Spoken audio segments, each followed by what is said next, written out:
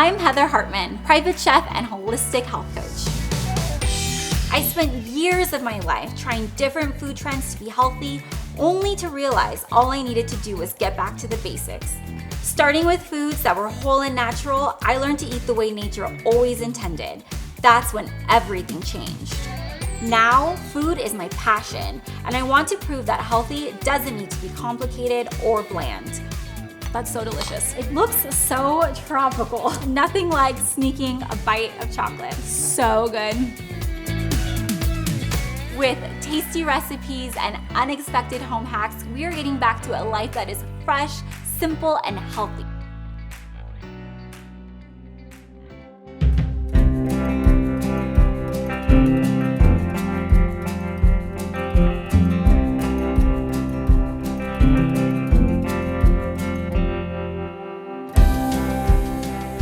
What you put into your body is so great, and once you start to pay attention to those ingredients, they will really bring balance into your life. But it's also important to pay attention to how you are exerting your energy, whether that's stretching, exercising, just any form of movement is so good for you. I know over the course of my life, I have tried all forms of movement, whether that's dance while I was growing up, I walk a lot now, Pilates, yoga, heavy lifting. I think that many people overcomplicate the idea of movement. You don't have to have all of the fancy equipment or the gym pass. You really just need your body, and you can dance, put on some music and just dance in your living room. That is the best form of exercise. I know every time I do that, I get this surge of energy and cannot help but laugh and smile. It is the most positive way for me to move. I don't like to overcomplicate food. I also don't like to overcomplicate movement. Just eat real whole foods and just dance, just move your body. Those are both so easy to do. Just keep it simple.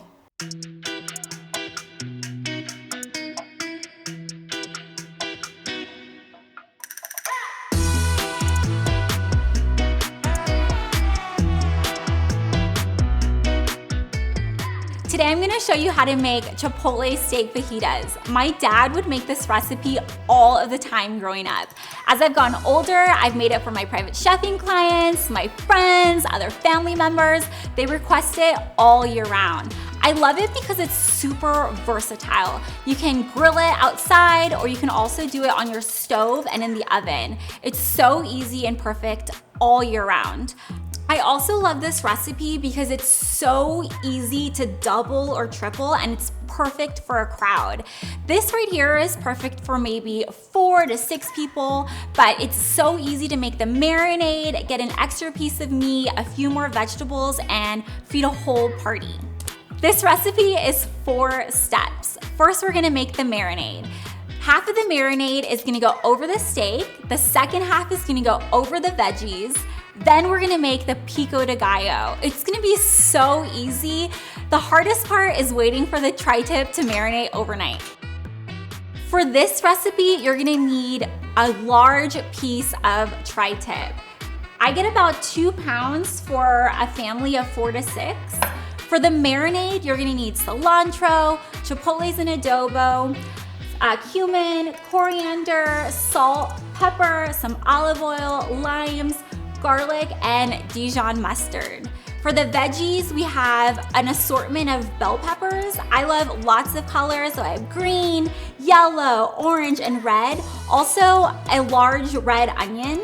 And then for the pico, which is my favorite, we have cilantro, some serrano peppers, lime, white onion, and also multicolored tomatoes. I love using different colored tomatoes because it just adds more variety and a rainbow of colors to our meal.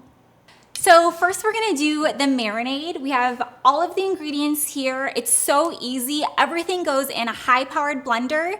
Then we're gonna split it in half. Half of the marinade will go on the steak, and half of the marinade will go on our veggies.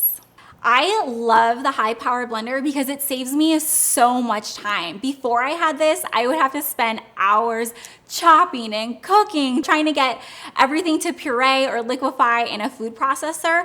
This just does all of the work for you. I also like that you can blend it for a little bit and keep things kind of intact, or you can blend it for longer and have everything liquefied.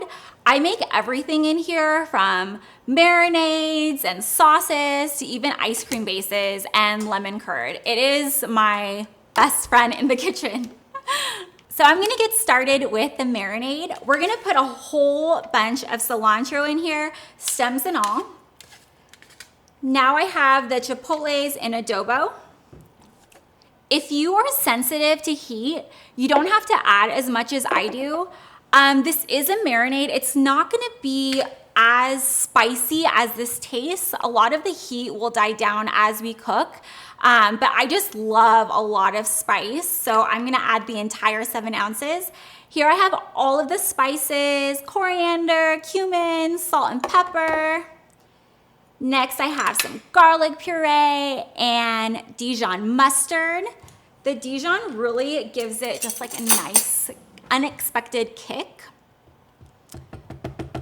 All right, some olive oil is next, and that'll just help thin it out. I'm gonna take these 3 limes, zest them and juice them.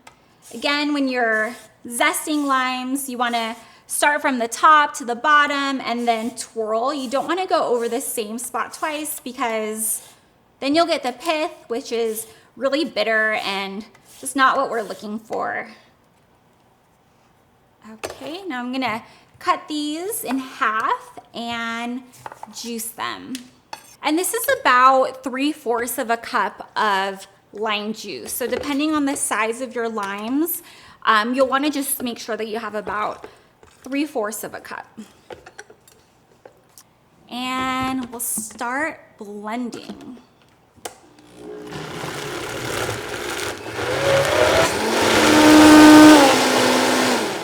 Okay, so that looks perfect. I can tell that all of the chipotles are fully combined. I don't have any whole chipotles in here. I'm just gonna pour this over the steak, and I'm gonna do about half of the amount, just enough to coat everything. And we'll flip it. Just make sure everything is covered. Awesome. All right, so this is ready to get covered and put in the refrigerator for at least 24 hours. Tri-tip is a pretty tough cut of meat, so really needs to marinate and tenderize overnight. I definitely wouldn't recommend grilling it or even cooking it on a stove right away or out of the fridge. It really needs to soften with some sort of acid or even wine overnight. Anything less than that is just not enough time to get that really soft, beautiful cut of meat that you want. So now that the meat is fully covered with the marinade, I'm gonna put it in the fridge and get ready for the veggies. We are gonna cut all of the bell peppers, the onion, throw it in the cast iron. If you don't have a cast iron, you can also lay it flat on a sheet pan and then broil it until it's nice and charred. So let's get started with the peppers. The easiest way to cut bell peppers is to lay it upside down and then cut it into quarters, not all the way through, but just to the top. And then you'll tear each quarter off, and that will get rid of most of the membrane and all of the seeds. So this one's cut into 4, you see 4 even lines, and that's where I will place my knife. So now that all the seeds and the stems have been removed from the bell peppers, I'm gonna cut them into slices, and I want about 1 inch thick slices. So 1 inch from here to here, and then however long they are, that's fine. I'm not gonna cut the length off. The cast iron has not been preheated. This is gonna go on under the broiler, so no preheating necessary. Now we're gonna cut the red onion. I think I'm gonna use about half of the red onion just because this one is so large. So we'll take the stems off, cut it in half, And I'm gonna take the skin off of the red onion. I'm gonna lay it flat and just julie in it. And I'm doing about a 1/2 inch thick slices.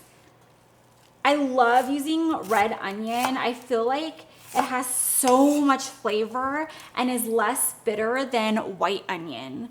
It's kind of sweet and it also looks so pretty when it gets the char marks. And now I am gonna add the marinade. I'm actually gonna use some gloves to mix the marinade because the marinade is very spicy from the chipotle peppers and I don't wanna get all of that on my hands.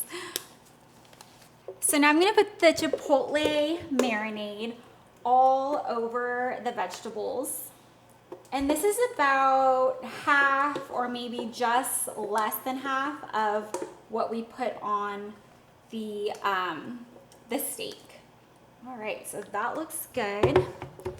And I'm just gonna go in with my hands and make sure that the marinade is fully combined.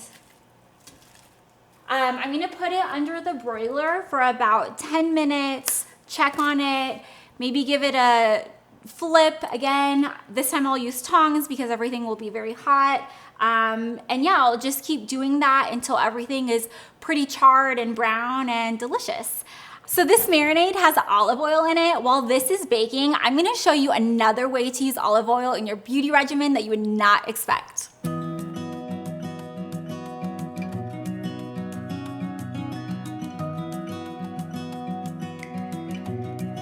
One of my favorite household hacks is to use olive oil in my skincare. I use it both as my body moisturizer in the shower and then as a makeup remover at the end of the day.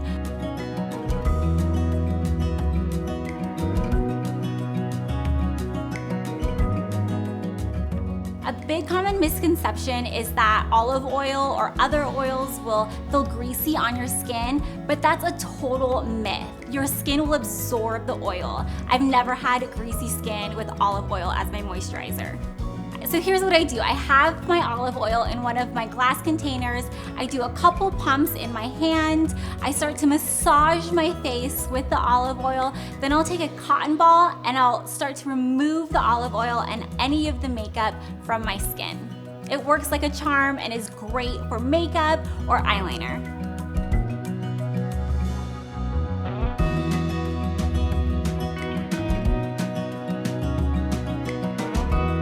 Everyone has olive oil laying around the house.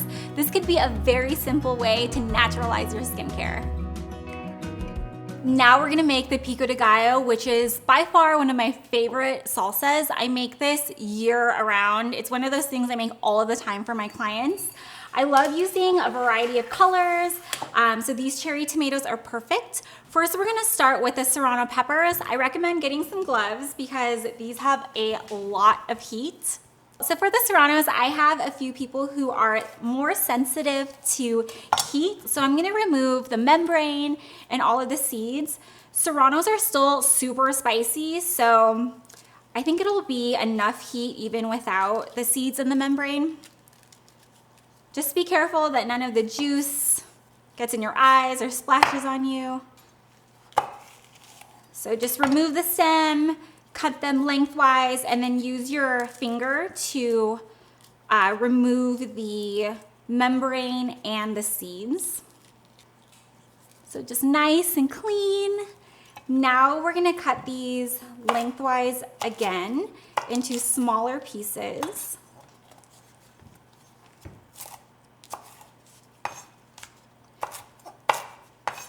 And lay them all out the same direction. And then we're gonna turn them horizontal and then cut them into smaller pieces. And we want these pieces to be pretty tiny so that it just fully combines with the pico and you don't get like a huge piece of serrano when you're taking a bite of the pico de gallo. There is nothing worse than getting a huge piece of pepper. This looks so good. All right, so this is ready to go in our mixing bowl. Now we are gonna start with the cilantro. So I'm not gonna cut the stems. I'm really gonna start at the top and then start cutting most of the way, but I'm gonna try not to get any of the stems. And again, I want this as thin as possible. If you do it this way, you can get by without having to pick the leaves of the cilantro from the stems. So yeah, we're gonna just use this. Put it straight into the bowl. And now we're gonna do the white onion. I'm gonna remove the ends, cut it in half. I'm removing the skin from the white onion. And again, for the white onion, I am gonna go in as if I'm julienning the onion.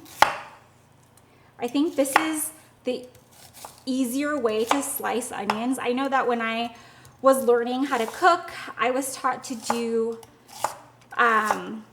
these slices horizontally, and I feel like I was always so scared to cut my hands. But if you do it this way and then turn it around, you'll get the same dices without any risk of cutting your hand. The hardest part is really just holding everything together. And we want these pieces to be really small. So that looks good. I'm just gonna go over some of the ends, throw it right in to the bowl. And now we're gonna slice the tomatoes. So I'm gonna take a tomato and slice it in half and then slice it in half again. So all of these will be sliced into eighths. And this really just depends on the size of your tomatoes. Some of these are pretty big, and I just want smaller pieces. And we're gonna do this with all of the tomatoes.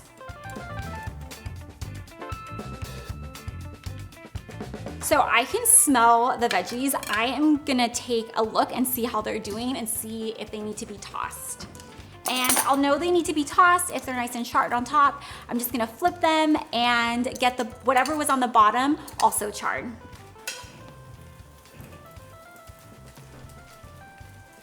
Put this on the bottom this time.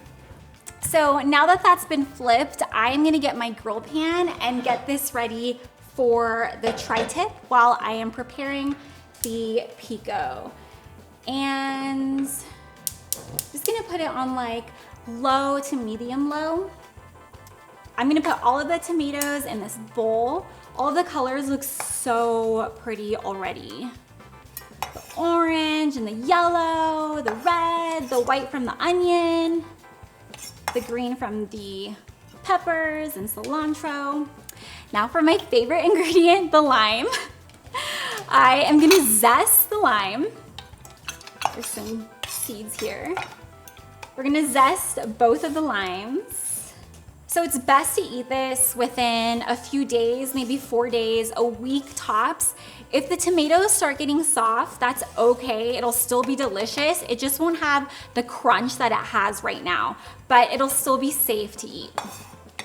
So I'm gonna throw all of this lime zest in. I'm gonna cut these limes in half and juice both of them. All right, so we're gonna give all of this a good toss. Make sure that the onion, cilantro, the peppers get folded through the tomatoes. Oh, you should see this. All of the colors look so beautiful. Oops, man overboard. Yeah, this looks amazing. And this will last for about a week in the fridge. I'm gonna taste it to make sure I have enough lime, enough salt. I think it will be great though.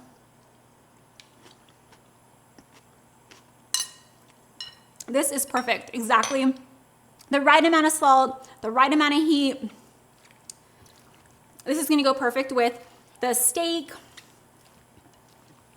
It also will be great with like chips and salsa later, really anything. So I'm gonna place this to the side and we're gonna start grilling the steak. I actually have a steak that has been marinating overnight. I'm gonna bring that out. So this tri-tip has been marinating overnight. I may have to do this in batches, which is totally fine. And I'm gonna put this right on the grill pan. And this is gonna grill for about 5 minutes per side. And while this is grilling, I'm gonna set the temperature to 400 degrees to finish cooking the meat. It's okay if your vegetables are still in here. It'll still be the perfect temperature to get the vegetables nice and cooked while still remaining crunchy. Okay, so I can tell that this is ready to be flipped. The marinade is starting to get brown on the grill pan. It's smoking. I can see it's kind of charred on the bottom. Wow, look at these char marks. This looks so good. This is gonna sit on here for another 5 minutes, and when this is done, I'm gonna put all of the pieces in the oven. All right, so both sides are totally charred. I'm gonna remove this from the grill pan and put it in the oven with the vegetables for about 10 minutes while I set our table.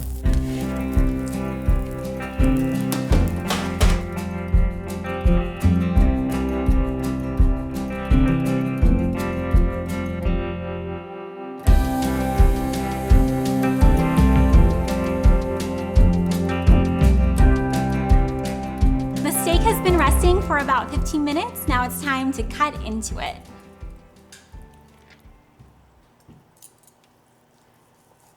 Oh, okay, yeah, that looks good. So I like my steak medium rare, usually if I'm having a huge piece of steak, but for something like this, I want it more medium. So you'll see it has a nice rim around the edge, but it's still slightly pink. It's not too pink. So usually when you cut steak, you want to cut against the grain. Tri-tip actually has different grain patterns, so you really want to make sure as you're cutting, you pay attention to where the grains are going. Cutting it against the grain will make sure that it just melts in your mouth as you're eating it. Oh my gosh, this looks so good. I like to grill the steak first and then finish it in the oven. If you like a more well done steak, then just leave it in the oven for a little bit longer. Let's see. So all of the steak is cut. I'm not gonna throw away any of this juice. All of this on the pan is flavor. I'm gonna put this carefully in our vegetables. And if you don't have a spatula on hand, I have a trick.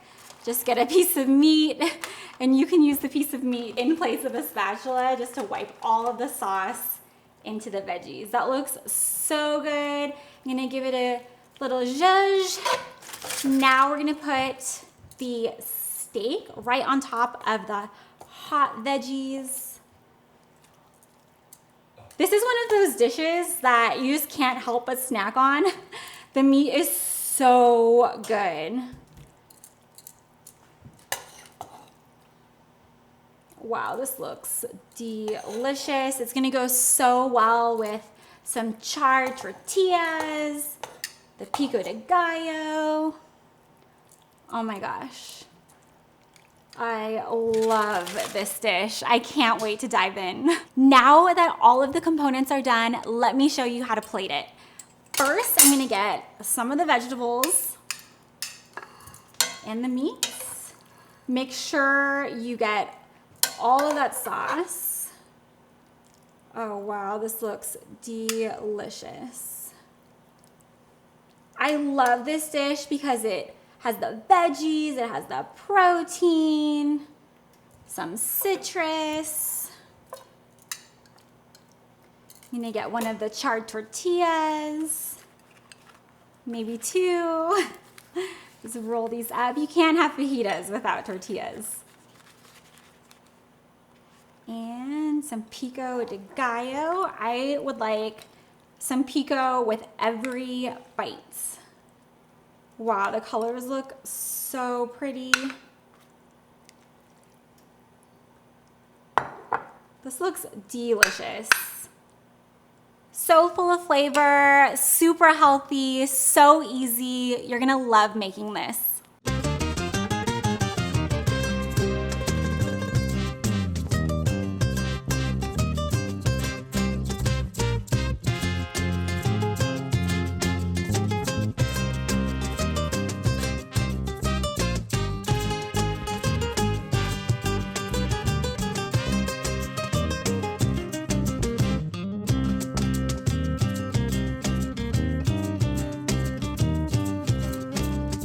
This is so delicious, definitely dad approved.